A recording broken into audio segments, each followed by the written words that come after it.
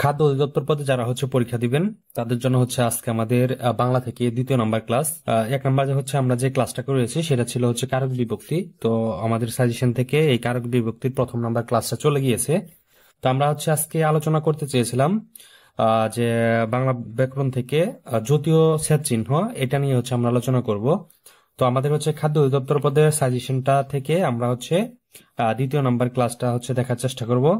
তো আমাদের সাজেশন যারা সংগ্রহ করেছেন তাদের সবাইকে বলতেছি, আর যারা আমাদের ক্লাসগুলা প্রতিনিয়ত ফলো করে প্রিপারেশন নিচ্ছেন, তো সকলের উদ্দেশ্যে আমরা ক্লাসগুলা শেয়ার করার চেষ্টা করতেছি। তো আমরা আজকে দেখব তাহলে জ্যোতি ও ছেদ চিহ্ন, সেগুলো আমরা এখানে আলোচনা করেছি।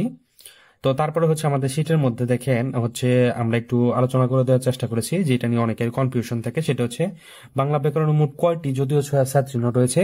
তো এখানে কিন্তু বাংলা ব্যাকরণ যে বইটা রয়েছে নবম দশম শ্রেণী, সেখানে কিন্তু 14টির কথা বলা হয়েছে। আর সাধারণত আমরা যেটা জানি সেটা এই 12টি ছিল পূর্বের বইয়েতে, ঠিক আছে। তো আমরা এটা একটু সাবধানে আনসার করার চেষ্টা করব এই প্রশ্নটা আসলে। তো তারপর দেখেন যে জ্যোতীয় ছেদ চিহ্নের নামগুলা, তাহলে এখানে আমাদের জ্যোতীয় ছেদ চিহ্নের নামগুলা আমরা এখানে দেওয়ার চেষ্টা করেছি, এবং কি এখানে চিহ্নগুলা দিয়ে আমরা এটা প্রত্যেকটা বোঝানোর চেষ্টা করেছি। তো এটা আপনারা একটু ভালো করে দেখার চেষ্টা করবেন।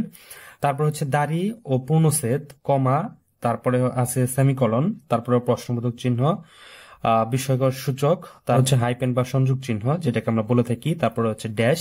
মানে এখানে যতগুলো চিহ্ন রয়েছে সবগুলা চিহ্নকে আপনারা খুব সহজে কিভাবে চিনতে পারবেন, এবং কি এগুলা মানে বাক্যের কোথায় কিভাবে বসাতে হয় সেগুলো কিন্তু আমরা এখানে বিস্তারিত ভাবে আলোচনা করে দেন আমাদের এই টপিক থেকে যে প্রশ্নগুলা বেশি গুরুত্বপূর্ণ সেই প্রশ্নগুলা সাজানোর চেষ্টা করেছি। তাহলে এখানে কিন্তু দেখেন যে প্রত্যেকটা চিহ্নের কিন্তু নাম এবং চিহ্ন এবং কোথায় কিভাবে বসাতে হবে সবগুলা আমরা এখানে আলোচনা করার চেষ্টা করেছি বিস্তারিত ডিটেলসে। তারপর দেখেন যে আমরা এই চ্যাপ্টার থেকে যে আলোচ্য টপিক থেকে গুরুত্বপূর্ণ যে প্রশ্নগুলো রয়েছে সেগুলো আমরা এখানে দেখার চেষ্টা করব। মানে এই চ্যাপ্টার থেকে যে প্রশ্নগুলো পরীক্ষায় বারবার আসে, প্রশ্নগুলো আমরা আমাদের এই শিটে নিয়েছি, সেই প্রশ্নগুলো আমরা দেখার চেষ্টা করব। তো এখানে টোটাল আমরা এই জ্যোতীয় ছেদ চিহ্ন থেকে আমরা টোটাল প্রশ্ন নিয়েছি দেখা গেছে 40টা। আর এখানে এই আমরা এখানে আরো কিছু প্রশ্ন দিয়ে দিয়েছি, যেগুলো আরেকটু বিশ্লেষণ করে আলোচনা করে দেওয়া আছে, যে উপসর্গ থেকে কিছু প্রশ্ন আছে সেগুলো আমরা এখানে দিয়েছি। আর যারা আমাদের এই খাদ্য অধিদপ্তর পদের এখনো এই সাজেশন গুলা সংগ্রহ করেন নাই, তো তারা চাইলে আমাদের এই সাজেশন গুলা সংগ্রহ করে নিতে পারেন। তো আমাদের সাজেশনটার যে বৈশিষ্ট্য সেটা বাংলা, ইংরেজি, গণিত, সাধারণ জ্ঞান, এই 4টা বিষয় মিলে আমাদের এই পূর্ণাঙ্গ সাজেশনটা তৈরি করা আছে। তো আমাদের সাজেশনটা এমন ভাবে তৈরি করা আছে, আপনারা যদি পড়েন বা আমাদের ক্লাস ফলো করেন তাহলে আপনারা বুঝতে পারবেন যে আমাদের সাজেশনটা কতটুকু কার্যকরী এবং ইফেক্টিভ হবে। তো এখানে আমাদের এই সাজেশনটা পড়লে আপনার কোনো প্রকার কোর্স, কোনো প্রকার বই বা কোনো প্রকার সাজেশনের প্রয়োজন হবে না। এই একটা মাত্র সাজেশনের মধ্যে এখানে অল কমপ্লিট করে দেওয়া আছে। যেমন যে এই সাজেশনের টপিক ভিত্তিক আলোচনা করা আছে বিস্তারিত, এবং কি যে প্রশ্নগুলো গুরুত্বপূর্ণ সেটা। তারপর আমাদের এই সাজেশনের মধ্যে সংযোজন করা হয়েছে 10 থেকে 46তম বিসিএস এর প্রশ্ন, এবং কি খাদ্য অধিদপ্তর পদের বিগত যত প্রশ্ন আছে 30 বছরের সকল প্রশ্ন এখানে অ্যাড করে দেওয়া আছে আমাদের এই সাজেশনের মধ্যে। তো আমরা কথা না বেরিয়ে তাহলে ভিডিও মূল পর্বে চলে যাই এখন। তো প্রথম যে প্রশ্নটা নিয়েছি সেটা আছে যে লেখার সময় বিশ্রামের জন্য আমরা যে চিহ্ন ব্যবহার করে থাকি সেগুলোকে কি বলা হয়। তো এটার সঠিক উত্তর হবে খ নাম্বার, যে বিরাম চিহ্ন। তারপরে দেখেন 2 নাম্বার যে প্রশ্নটা নিয়েছি, যে বিরাম চিহ্ন কেন ব্যবহৃত হয়, এটা সঠিক উত্তর বাক্য অর্থ স্পষ্টকরণের জন্য। তারপরে 4 নাম্বার যে প্রশ্নটা নিয়েছি, যে বিরাম চিহ্ন ব্যবহৃত হয় না কোথায়, এটার সঠিক উত্তর বক্তার মেজাজ স্পষ্ট করতে। তারপরে 5 নম্বর যে প্রশ্নটা নিয়েছি, বাংলা ভাষার জ্যোতীয় ছেদ চিহ্ন মোট কয়টি।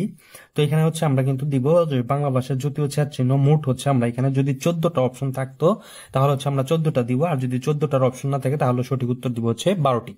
তারপরে দেখেন যে 7 নম্বর যে প্রশ্নটা আছে, যে কমা কোথায় বসে, এটা খুবই গুরুত্বপূর্ণ একটা প্রশ্ন। এই প্রশ্নটা বারবার বিভিন্ন পরীক্ষায় আসে। তো এখানে ঘ নাম্বার যে অপশনটা আছে সেটা সঠিক, যে সম্বোধন পদের পরে। তারপরে 8 নম্বর যে প্রশ্নটা আছে, যে নিচের কোনটি বিরাম চিহ্ন যথাযথ ব্যবহৃত হয়েছে। তো এখানে দেখেন যে এটা বাক্য দেখে বুঝতে হবে, মানে এখানে যে লাইনটা থাকবে সেই লাইন দেখে বুঝতে হবে। তবে এখানে দেখা যাচ্ছে যে সঠিক উত্তর ঢাকা 21 ফেব্রুয়ারি 1952, ঠিক আছে।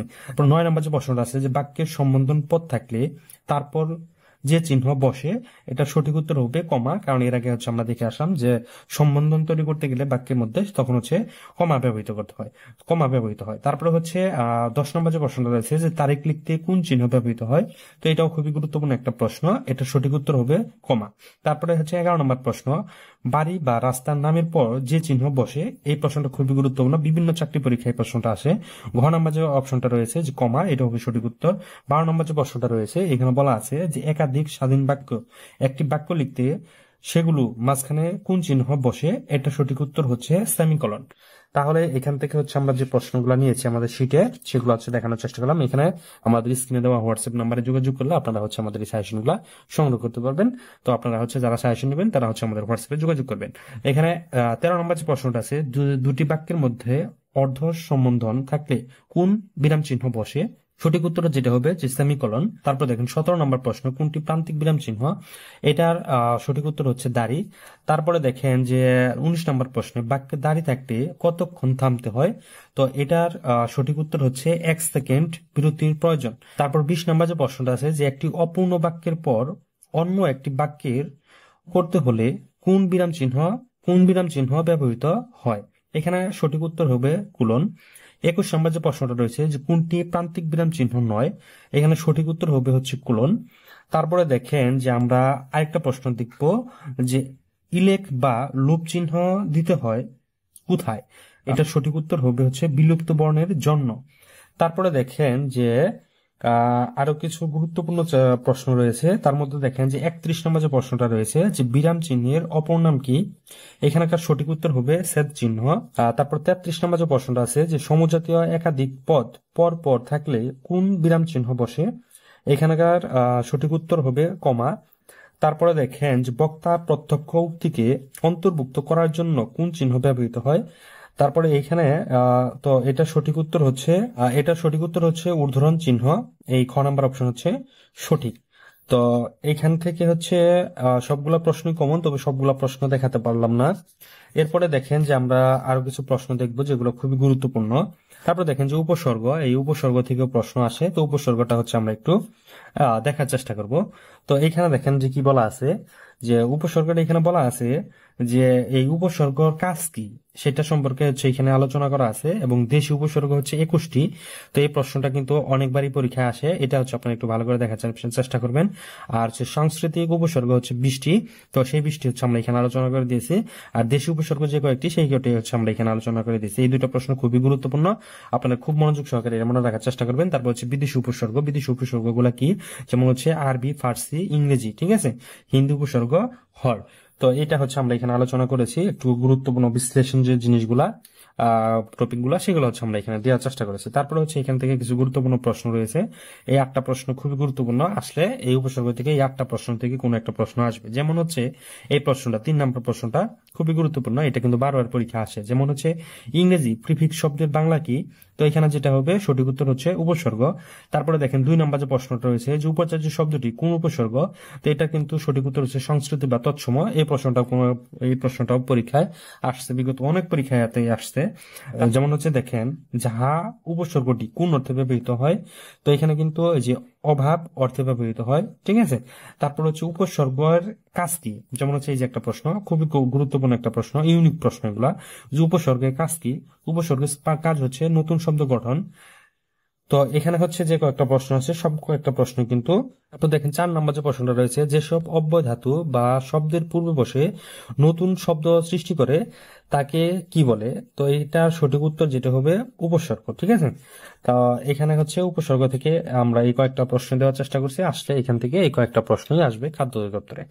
তো এখানে হচ্ছে আমরা আজকে জ্যোতি বাছার চিহ্ন থেকে বেশ কিছু গুরুত্বপূর্ণ প্রশ্ন দেখার চেষ্টা করলাম।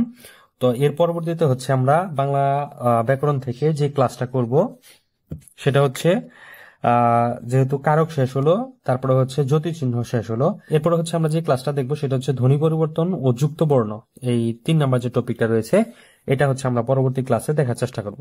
তো যারা হচ্ছে আমাদের এই সাজেশন গুলো সংগ্রহ করবেন, তো তাদের হচ্ছে আমি আবারও বলতেছি, খাদ্য অধিদপ্তরের আমাদের হচ্ছে স্পেশাল সাজেশনের মধ্যে ইউনিক যে প্রশ্নগুলো বারবার পরীক্ষায় তো যারা হচ্ছে আমাদের এই সাজেশনটা সংগ্রহ করবেন তাদের হচ্ছে আমি বলবো যে আমাদের সাজেশনটা সংগ্রহ করলে আপনাদের আর কোনো কিছু প্রয়োজন হবে না, আর কোনো প্রকার বই বা কোনো কিছুর প্রয়োজন হবে না, শুধু একটা সাজেশন পড়লেই ইনশাল্লাহ হচ্ছে আপনারা এখান থেকে কমপ্লিট করতে হবে। সাজেশনে বিগত সালের কোশ্চেন আছে, টপিক ভিত্তিক এবং বিশ্লেষণ সহ, এবং কি যেই এমসিকিউ গুলো পরীক্ষা আসার মতো সেগুলো দিয়ে সাজানো, এবং কি যেটাকে বলা হয় এই 10 থেকে 46তম বিসিএস এর যে প্রশ্নগুলো আছে এগুলো হচ্ছে আমাদের এই সাজেশনের সাথে অ্যাড করা আছে, হচ্ছে যে আমি এখানে দেখিয়ে দিই। ঠিক আছে, তো এইভাবে যদি হচ্ছে আপনারা প্রিপারেশন নেন, অবশ্যই হচ্ছে আপনাদের খাদ্য অধিদপ্তর পদের পরীক্ষা, যে কোনো পদের পরীক্ষায় আপনারা উত্তীর্ণ হতে পারবেন।